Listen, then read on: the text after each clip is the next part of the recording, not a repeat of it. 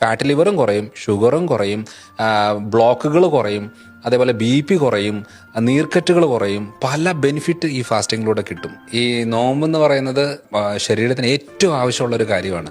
അത് പല റിലീജിയനിലും പല രീതിയിലാണ് ചെയ്യുന്നതേ ഉള്ളൂ. പക്ഷേ ഏറ്റവും എഫക്റ്റീവായിട്ട് വരുന്നതെന്ന് പറയുന്നത് നമ്മുടെ റംസാൻ ഫാസ്റ്റിംഗ് തന്നെയാണ്. പക്ഷേ നമ്മുടെ ഇപ്പോഴത്തെ ഒരു രീതി അനുസരിച്ച് അത് ഏറ്റവും കൂടുതൽ ഈ റംസാൻ മാസത്തിലാണ് ശരീരം ഏറ്റവും കൂടുതൽ ഡാമേജ് വരുന്നത്.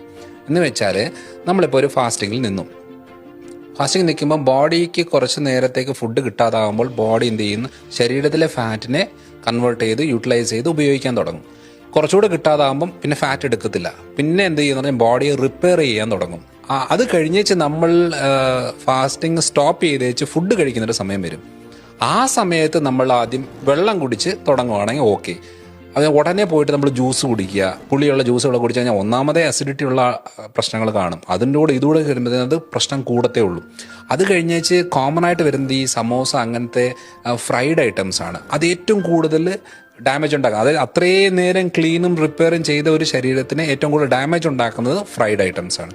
അപ്പം നമ്മൾ ആദ്യം വെള്ളം കുടിച്ച് പിന്നെ കുറച്ച് ചെറിയ ഇതുള്ള ഡ്രൈ ഫ്രൂട്ട്സോ കാര്യങ്ങളൊക്കെ കഴിച്ചേച്ച് പിന്നെ കുറച്ച് ഗ്യാപ്പ് വെച്ചേച്ച് അത് കഴിഞ്ഞേച്ച് നമ്മൾ നോർമൽ ഫുഡിൻ്റെ രീതികൾ, ഫ്രൂട്ട്സ് നമ്മളെ തണ്ണിമത്തൻ രീതിയിലുള്ള, അതായത് അധികം പുളി ഇല്ലാത്ത ടൈപ്പ് ഫ്രൂട്ട്സ് ആയിരിക്കും കുറച്ചുകൂടെ ബെറ്റർ ഓപ്ഷൻ. പപ്പായ നല്ലൊരു ഓപ്ഷനാണ്, ഈന്തപ്പഴം നല്ലൊരു ഓപ്ഷനാണ്. നോമ്പ് തീർന്നേച്ച് ഈ ഒരു അളവിൽ ഇതിൻ്റെ അല്ലാതെ നമ്മൾ കുറേ കാര്യങ്ങൾ കയറുമ്പോൾ അതിനകത്ത് ബേക്കറി സാധനങ്ങളും ഫ്രൈഡ് ഐറ്റംസും എല്ലാം വന്ന് കയറുമ്പം മുക്കി കോരി എടുക്കുന്ന സാധനങ്ങൾ കയറുമ്പം ആ ഉദ്ദേശശുദ്ധി നഷ്ടപ്പെടും. അതായത് എന്തിനാണ് നമ്മൾ ആ ഫാസ്റ്റിംഗ് ചെയ്യുന്നത് അതിൻ്റെ ഇത് നഷ്ടപ്പെട്ട് കഴിയുമ്പോൾ ഏറ്റവും കൂടുതൽ ഡാമേജ് വരുന്നത്, ഏറ്റവും കൂടുതൽ ആളുകൾക്ക് അസിഡിറ്റി പ്രശ്നം കൂടുന്നത് ഫാസ്റ്റിംഗ് സമയത്താണ്.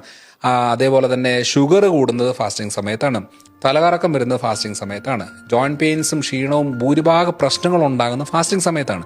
അത് കറക്റ്റായിട്ട് ചെയ്താൽ എല്ലാം ഓക്കെയാണ്. അപ്പം ഡ്രൈ ഫാസ്റ്റിംഗ് എന്ന് പറയുന്നത് വളരെ എഫക്റ്റീവായിട്ടുള്ള ഒരു ബോഡി ക്ലെൻസിങ് മെത്തഡാണ്. അപ്പം ആ ഫാസ്റ്റിംഗ് നിന്ന സമയത്തെങ്കിലും നല്ല രീതിയിൽ വെള്ളം കുടിച്ച് ബോഡിയെ ഹൈഡ്രേറ്റ് ചെയ്ത് മെയിൻറ്റെയിൻ ചെയ്യുവാണെങ്കിൽ നല്ലതായിരിക്കും. അല്ലെങ്കിൽ എന്നാന്ന് പറഞ്ഞാൽ നമുക്ക് കൂടുതലും യൂറിനറി ഇൻഫെക്ഷൻസ്, അതേപോലെ തന്നെ ക്ഷീണം, ജോയിൻറ്റ് പെയിൻസ്, മസിൽ വേസ്റ്റിങ്, തലകറക്ക പ്രശ്നങ്ങൾ ഇതെല്ലാം ഉണ്ടാകുന്നതാണ്. അതുകൊണ്ട് അത് പ്രോപ്പർ ഹെൽത്തി മെത്തഡിൽ പോവുകയാണെങ്കിൽ വലിയ കുഴപ്പമില്ല. അതിനകത്ത് നോൺ വെജ് ഐറ്റംസ് നല്ലതാണ്, അതേപോലെ തന്നെ ഫ്രൂട്ട്സ് നല്ലതാണ്, ഡ്രൈ നട്ട്സ്, ഡ്രൈ ഫ്രൂട്ട്സുകൾ നല്ലതാണ്.